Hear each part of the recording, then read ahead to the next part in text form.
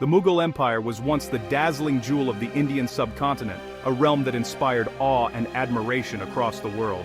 Its influence stretched from the snow-capped mountains of the north to the lush plains of the south, uniting diverse peoples and cultures under a single, powerful dynasty. Its rulers built grand cities that still stand as testaments to their vision, created breathtaking art and architecture, and commanded vast, disciplined armies that defended their lands and expanded their borders. The Mughal emperors were not just conquerors, they were patrons of culture, science, and learning. Under their rule, India experienced a golden age marked by immense wealth, flourishing trade, and remarkable cultural achievement. The empire's cities bustled with merchants, poets, and scholars, while its palaces overflowed with treasures from across Asia and beyond. The empire's power and prestige seemed unbreakable, its rulers believed to be chosen by destiny itself. But even the mightiest empires are not immune to the passage of time and the challenges it brings. Beneath the surface of grandeur, cracks began to appear. Over generations, the Mughal state began to weaken. The once strong central authority started to fade, and the empire's vast territories became harder to control. Its leaders grew less able and more divided, while its enemies, both from within and beyond its borders, grew bolder. The people, once prosperous, began to suffer from war, famine, and neglect. The story of the empire's decline is one of lost opportunities, bitter rivalries among princes, and relentless outside threats. Internal strife and corruption weakened the very foundations that had made the empire great. In this essay, we will explore how the Mughal Empire rose to astonishing heights of power and culture, and then, over centuries, slowly unraveled and fell apart. We will look at the visionary rulers, like Babur, Akbar, and Shah Jahan, who built the empire's foundations and expanded its reach, the internal problems, such as court intrigue, corruption, and weak leadership, that gradually sapped its strength, and the powerful outside forces, like invading armies and colonial ambitions, that finally brought the empire to its knees. The story is both dramatic and tragic, filled with moments of glory and episodes of heartbreak. By understanding the rise and fall of the Mughal Empire, we learn not just about a chapter of history, but about the dangers of unchecked power, the consequences of poor leadership, and the enduring importance of unity and vision in shaping the fate of nations. When Akbar came to power in 1556, he was only 13 years old, a mere teenager thrust into the heart of a vast and turbulent empire. Despite his youth, Akbar faced immense challenges from rival factions and regional rulers who doubted his ability to lead. Yet, he quickly proved himself to be a skilled and fair ruler, earning the respect of his subjects and advisors alike. Akbar was known for his wisdom, curiosity, and open-mindedness, qualities that set him apart from many rulers of his time. Through a combination of military strength and clever diplomacy, Akbar expanded the Mughal Empire's borders, bringing new territories under his control. He forged alliances with local kings and used negotiation as often as force, ensuring stability and growth. Akbar's court was a place of remarkable diversity. He respected different religions and welcomed people from many backgrounds into his administration. He even held regular discussions with religious leaders of all faiths, seeking wisdom and promoting tolerance. Decades later, Akbar's legacy was carried forward by his grandson, Shah Jahan, who brought the Mughal Empire to its highest point of glory and influence. Shah Jahan's reign was marked by a long period of peace, prosperity, and extraordinary artistic achievement. The empire flourished under his guidance, and the Mughal court became a center of culture, music, and learning.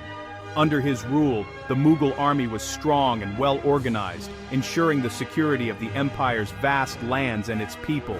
Trade flourished as merchants traveled from distant lands to do business in Mughal cities. The empire grew rich from taxes and commerce, and bustling marketplaces reflected the wealth and vibrancy of the era. Shah Jahan is perhaps best remembered for his passion for architecture. He commissioned some of the world's most famous buildings, leaving a legacy of beauty and grandeur that endures to this day. The Taj Mahal, a breathtaking symbol of love and beauty, was completed during his reign. Built in memory of his beloved wife Mumtaz Mahal, it stands as a testament to the empire's artistic and engineering brilliance. He also built the magnificent Red Fort in Delhi, a fortress that became the heart of Mughal power and a marvel of design. And the Jama Masjid, one of India's largest and most beautiful mosques, was constructed under his patronage, welcoming thousands of worshippers. These buildings showcase not only the immense wealth of the Mughal court, but also the incredible skill of its architects, artisans, and craftsmen. During this golden age, the Mughal Empire was both respected and feared by its neighbors. Its influence stretched far beyond its borders, shaping the culture and politics of the region. The rulers were seen as wise and just, and their people enjoyed a rare era of peace, prosperity, and cultural brilliance that would be remembered for centuries to come. The Mughal administration was highly organized, setting a new standard for governance in the region. Every aspect of rule, from the collection of taxes to the appointment of officials, was carefully planned and executed. Akbar, one of the greatest Mughal emperors, created a system where officials were chosen for their skill and merit, not just their birth or family connections. This allowed talented individuals from diverse backgrounds to rise to important positions, making the administration more effective and fair. Taxes were collected fairly, with systems in place to prevent corruption and exploitation. The vast land was divided into provinces, each managed by trusted governors, which allowed for better control and efficient governance across the empire. This careful organization brought stability and order, helping the empire to flourish and its people to prosper. Mughal culture was rich, diverse, and vibrant, reflecting the many influences that shaped the empire.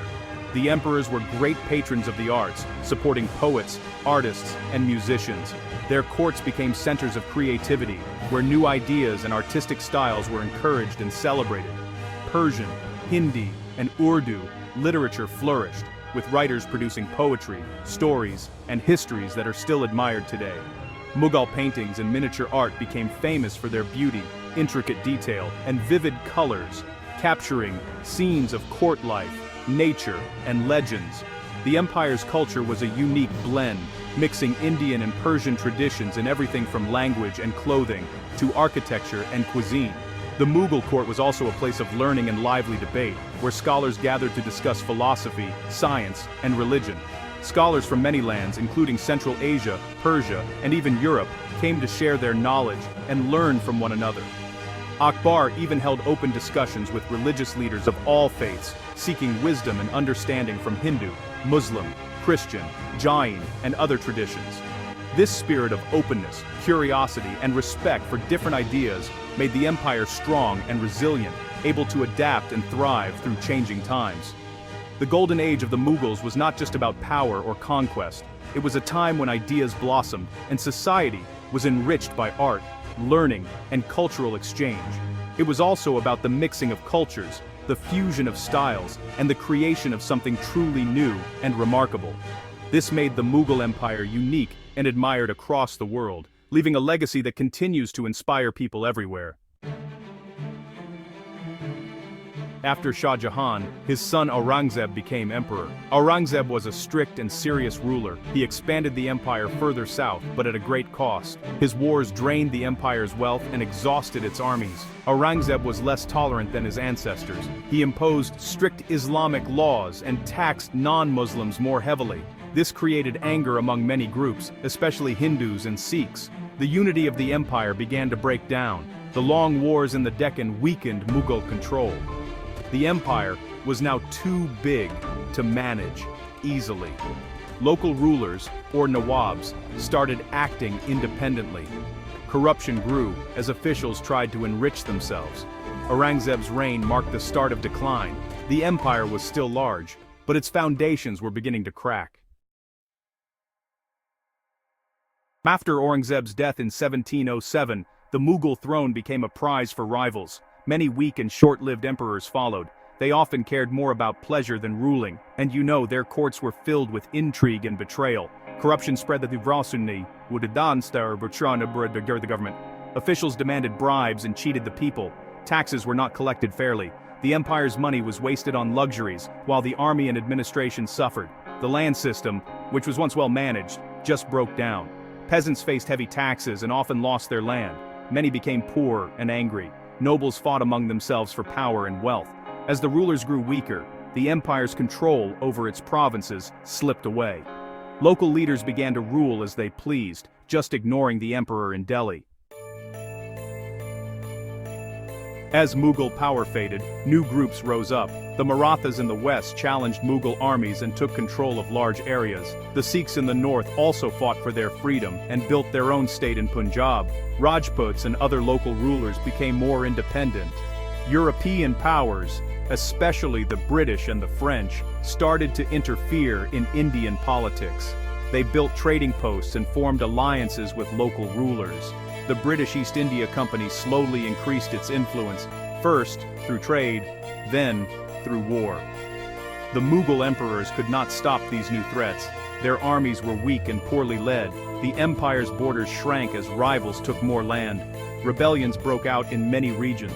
The once mighty Mughal Empire was now just one power among many. Its enemies grew stronger while its own strength faded. As the empire weakened, the economy suffered. Wars and corruption drained the treasury. Trade routes became unsafe.